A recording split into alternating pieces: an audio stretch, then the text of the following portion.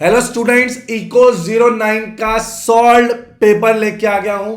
दिसंबर 25 का आपकी स्क्रीन पे प्रेजेंट है। देखेंगे money, banking and financial institution किस तरीके से क्वेश्चन आ रहा है। जैसे पहला क्वेश्चन देखते हैं क्या पूछा गया है। What do you mean by money, उसके फंक्शन बताओ, रोल ऑफ मनी बताओ इकोनॉमी में।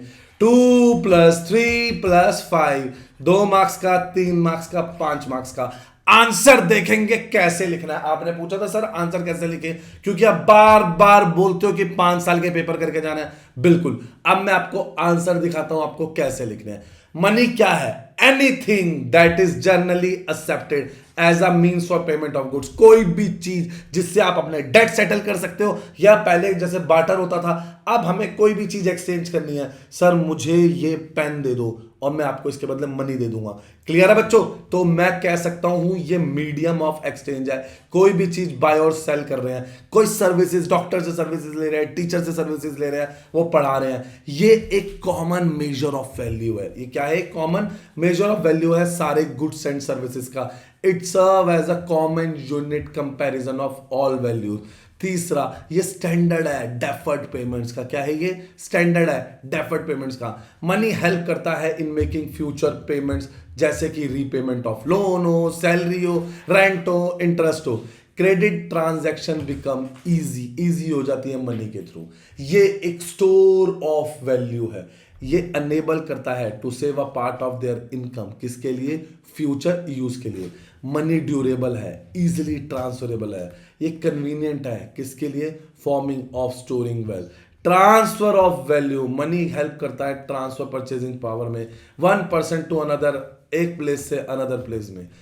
अब रोल क्या है मनी का इन एन इकोनॉमी? क्या रोल है मनी का?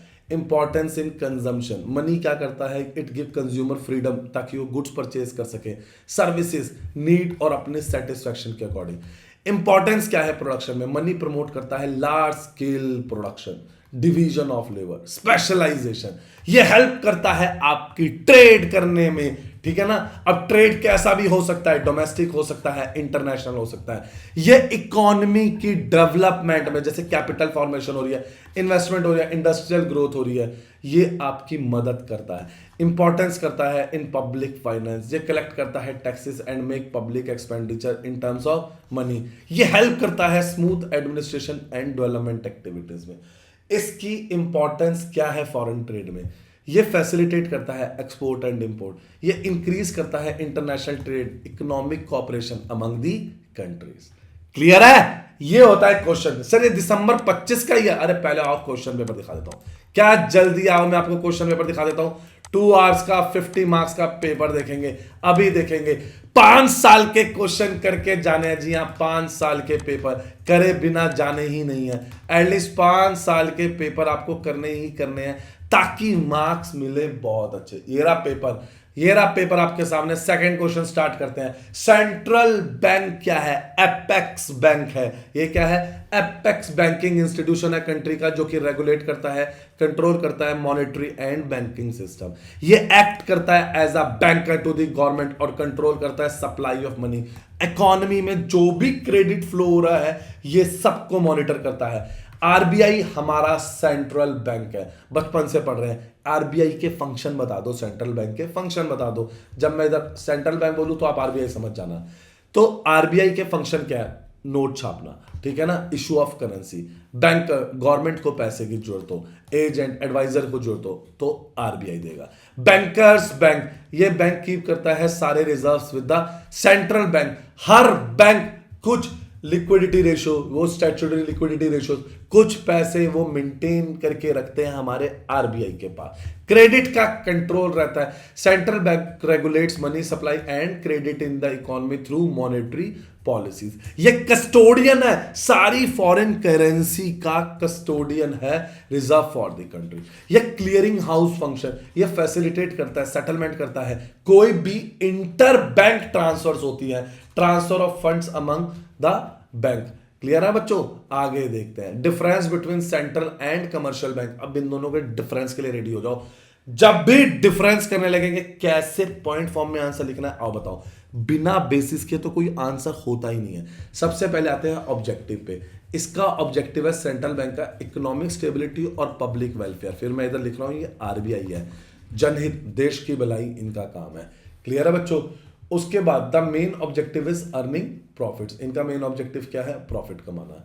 Issue of currency, it has the sole authority to issue currency notes.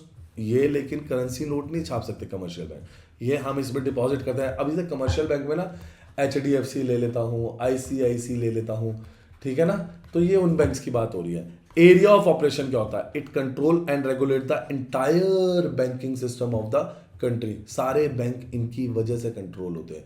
कोई भी बैंक, जो भी आप बैंक, जिस भी नाम के आगे बैंक लगते हैं, जैसे एचडीएफसी के आगे बैंक, आईसीआईसी के आगे बैंक, आईडीएफसी के आगे बैंक, उन सबको कंट्रोल करता है सेंट्रल बैंक। ये डायरेक्टली डील करते हैं पब्लिक और बिजनेस फर्म से, लेकिन इनका काम नहीं होता आरबीआई का, ये सिर्फ बैंक टू बैंक डील करते हैं। इनका रिलेशन है गवर्नमेंट से, ये बैंकर एजेंट एंड एडवाइजर है किसके, गवर्नमेंट की हमारी। ये प्रोवाइड करते हैं बैंकिंग सर्विस इंडिविजुअल्स को और हमारे जैसे बिजनेसेस को। ये कंट्रोल करते हैं मनी सप्लाई और क्रेडिट इन द इकोनॉमी। ये नहीं करते, ये बल्कि उल्टा लोन्स प्रोवाइड करते हैं, एडवांसेस देते हैं। कोई भी डिपॉजिट्स एंड लोन हो जाए, ये जनरली एक्सेप्ट नहीं करते डिपॉजिट फ्रॉम और grant loans to the general public. ये एक्सेप्ट करते हैं deposit and grant loans to the public. ये वर्क करते हैं for economic development and financial stability. ये ऑपरेट मेनली करते हैं विद द प्रॉफिट मोटिव, इनका मेन काम प्रॉफिट मोटिव रहता है। क्लियर है बच्चों। सर कुछ इंपॉर्टेंट क्वेश्चन तो बता दो, आप हमेशा बोलते हो कि कुछ इंपॉर्टेंट क्वेश्चन बताऊंगा, आ जाओ बच्चों। ये लीजिए इको 09 का पेपर। सबसे पहले मनी, उसके फंक्शन और उसका रोल क्या है, ये लो। ये क्वेश्चन 2, 3, 5 मार्क्स का दिसंबर 23, जून 24 में आया था, ठीक है ना। What do you mean by money, उसके फंक्शंस बताओ, ठीक है ना। अब हमारा इधर पहला क्वेश्चन क्या था, what do you mean by money, उसके फंक्शंस बताओ। मैंने आपको बताए थे ना अभी पहले आंसर में बताए थे ना, ये सारे, ये रहे आंसर। सेंट्रल बैंक बताया आपको, मनी बताया, उनके फंक्शंस बताए। बच्चे मैं फिर बोल रहा हूं, अब ये क्वेश्चन कितनी बार आ चुका है। ऐसे ही ना हमने हर एक चीज का चार्ट बनाया कि एग्जाम का पैटर्न क्या है, जो आप अभी पढ़ रहे हैं ना, अच्छा इसका पैटर्न क्या है। हम एग्जाम देख रहे हैं, ये आपका 2 घंटे का पेपर था 50 मार्क्स का। सारे क्वेश्चन जनरली इसमें 10 मार्क्स के आते हैं। ABC मार्किंग का पैटर्न क्या है, 10 मार्क्स। मार्क्स स्प्लिट कैसे होता है, जब 10 मार्क्स का आता है या 2+8, 5+5, 2, 3, 5, 4, 6 या शॉर्ट नोट आता है। वर्ड्स की लिमिट क्या रहती है, शॉर्ट नोट्स कितने आते हैं, हिंदी इंग्लिश का पेपर क्या होता है, MCQ। क्लियर है। अच्छा कुछ टॉपिक आप इसमें स्किप करके जा सकते हैं जो पेपर में बड़े टाइम से नहीं आ रहे, उनका नाम होता है स्किपेबल टॉपिक, छोड़ दो। जैसे यूटीआई के एडवांटेजेस, लिमिटेशन, ये बहुत कम आ रहे हैं। जब ये बहुत कम आ रहे हैं ना, हम इन्हें छोड़ सकते हैं। क्लियर है। तो ये हमारे ऊपर डिपेंड करता है। फिर से ये छोटी सी छोटी बात ना मैंने अपने इंपॉर्टेंट क्वेश्चन में, एग्जामिनर क्या चाहता है। उसके बाद देखो हमने बनाया एक उन्नति का लेजेंड, ये तो आपको कोई नहीं बताएगा। उन्नति का लेजेंड क्या होता है, हाई मीडियम लो प्रायोरिटी में 1-2 बार छोड़ के ये क्वेश्चन मनी मीनिंग फंक्शन बार बार आया। दिसंबर 23, जून 24, दिसंबर 25, तो इसकी प्रायोरिटी बहुत हाई है। ये आएगा ही आएगा 2026 में। क्लियर है बच्चों, ये आएगा ही आएगा। ये 26 का इंपॉर्टेंट नहीं, वेरी वेरी इंपॉर्टेंट टॉपिक है। तो हमने ना एक एक क्वेश्चन, 6 साल का एक एक क्वेश्चन उठा के एनालाइज किया, एक एक चीज एनालाइज करी है, ताकि हमारे मार्क्स कटे ना। जी हाँ, हमारे मार्क्स बिल्कुल ना कटे। चलिए वापस आते हैं, क्वेश्चंस देखते हैं फिर से कि हमारा क्वेश्चन जो चल रहा था, जो क्वेश्चन चल रहा था हमारा, जिसपे हम थर्ड क्वेश्चन पे आ गए थे। थर्ड क्वेश्चन देखते हैं बच्चों, थर्ड क्वेश्चन देखते हैं। अब उसके अंदर आपको क्या बताना है, evolution of banking in India. Clear है। इवोल्यूशन ऑफ बैंकिंग बताता हूं, उससे पहले 1 सेकंड रुकेंगे। आगे बढ़ने से पहले हमारे चैनल उन्नति एजुकेशन इग्नू को लाइक सब्सक्राइब शेयर करो। अभी लास्ट मोमेंट का वेट मत करो, अभी सब्सक्राइब करो। देखो इग्नू की हॉल टिकट की सारी इंपॉर्टेंट अपडेट हमने दी, ये देखेंगे सारे इंपॉर्टेंट पेपर, सारे गेस्ट पेपर सबसे पहले हम दिखाते हैं। ये देखिए सारे इंपॉर्टेंट अपडेट, सारे पेपर, सारे इंपॉर्टेंट क्वेश्चन, पेपर में क्या करना है क्या छोड़ना है सब मैं अपडेट कर चुका हूं। हमारी वेबसाइट पे आ जाइए unnatieducations.com। जी हां, पहले आप आएंगे unnatieducations.com पे, फिर आप यहां पर आके आएंगे इग्नू पे। जैसे ही आप इग्नू क्लिक करेंगे या आप ऐसे जाके इग्नू क्लिक करेंगे तो आपके सामने हमारी इग्नू की वेबसाइट ओपन हो जाएगी। अब आपको इस पे क्या मिलेगा, admission, solved assignment, guest paper, previous year paper. आपको बस बताना है कि आपको गेस्ट पेपर चाहिए, प्रीवियस ईयर पेपर चाहिए, कौन सा आपको सर्टिफिकेट डिप्लोमा चाहिए। कोई भी हेल्प के लिए आप इसे फ्रेंड का शेयर करें। अरे इतना ढूंढने की जरूरत ही नहीं है, आप व्हाट्सएप सपोर्ट पे क्लिक करें, अभी हमारी टीम के साथ कनेक्ट हो जाएंगे। अभी लीजिए, बैंकिंग का इवोल्यूशन कैसे हुआ था, आओ देखते हैं answer. Money lending developed as an occupation in India from 500 BC। बच्चे बिजनेस करने थे तो अब पैसे उधार पे चाहिए होते थे, तो मनी लेंडिंग उस टाइम पे आया था। The first modern bank in India was establish in Madras in 1688। British agency house ने इसके अंदर एक इंपॉर्टेंट रोल डेवलप प्ले किया of modern banking in India. Bank of Hindustan was establish in 1770 in Calcutta, followed by the general bank of India. Later the 3 presidency bank was establish, फिर बनाया एक bank of Kolkata बना, bank of Bombay बना और bank of Madras बना। देख रहे हैं, ये ना नॉलेज के लिए भी बहुत जरूरी है।